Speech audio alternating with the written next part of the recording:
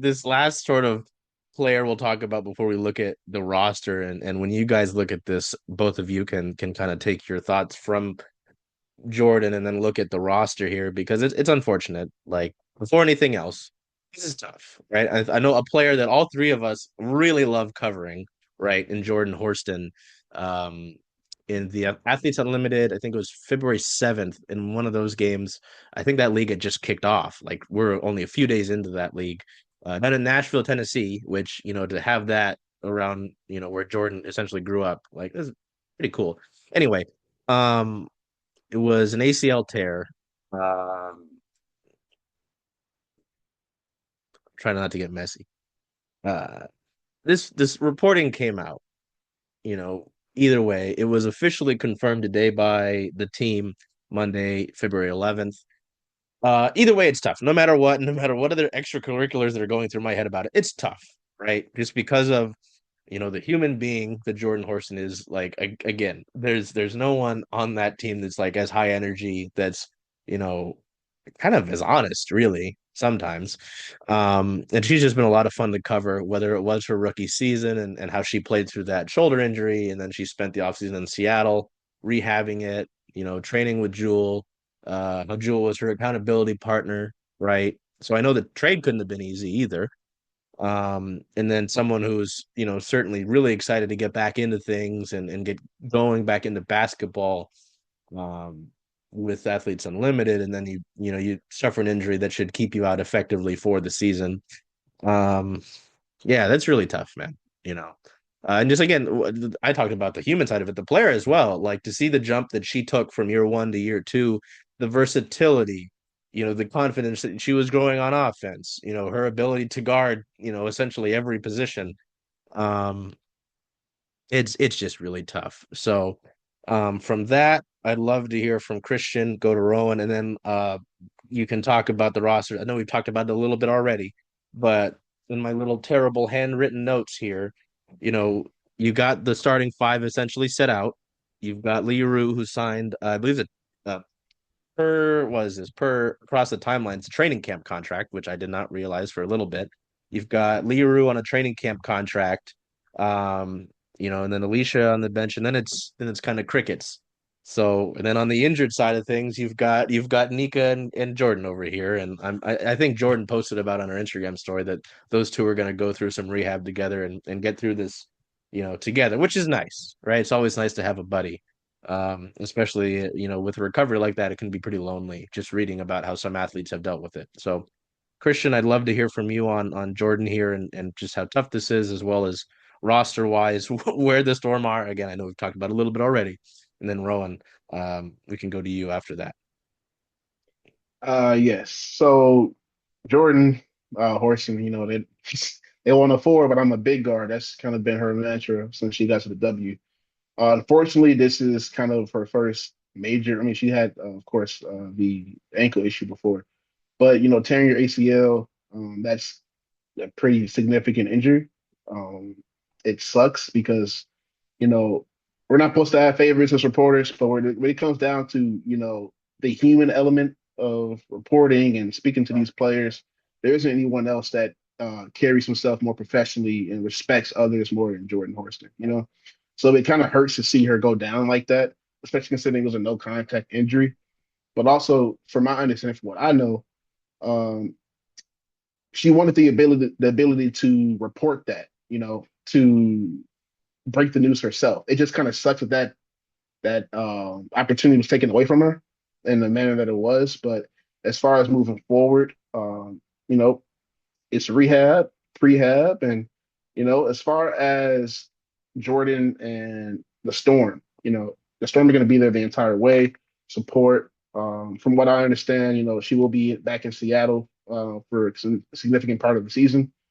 So that's where she will be doing rehab and things of that nature, of course, with strength and conditioning coaches um, that she is accustomed to, like Tanisha and other employees that work for the Storm at the CBP.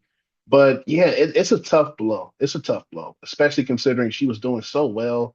Arguably, a superstar overseas and with New Zealand with the Tuckerwana Queens.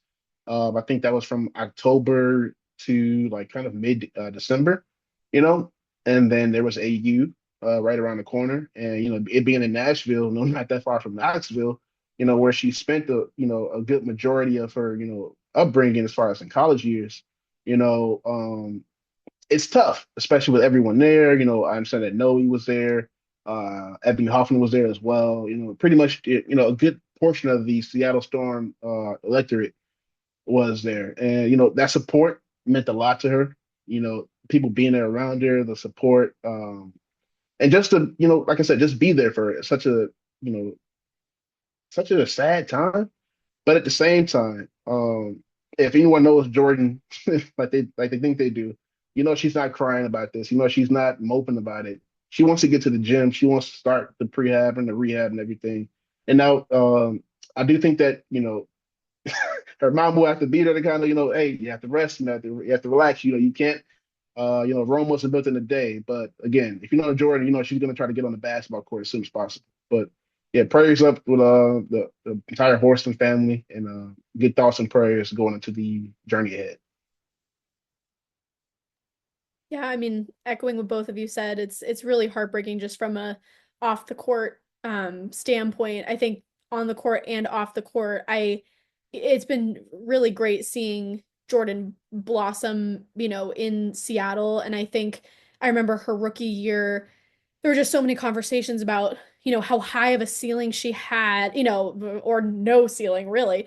And, but that it was kind of her confidence that was getting in the way. And it was just kind of being in a new league and last season in the what we saw from her, it was like that confidence was starting to be unlocked. And then she goes overseas, like you said, she did an amazing job starting at AU. I mean, I know that AU has been great for a lot of players just in getting those reps against a lot of players that they play against in the W. And so when I saw that both of those things were on her schedule, both playing overseas and playing AU, I was really excited about it because I was like, that's the confidence part, the reps that she needs to kind of, get to the higher level that we saw that she could get to last year. And so, um, yeah, just really, really unfortunate and, really unfortunate that it had to come, like you said, after the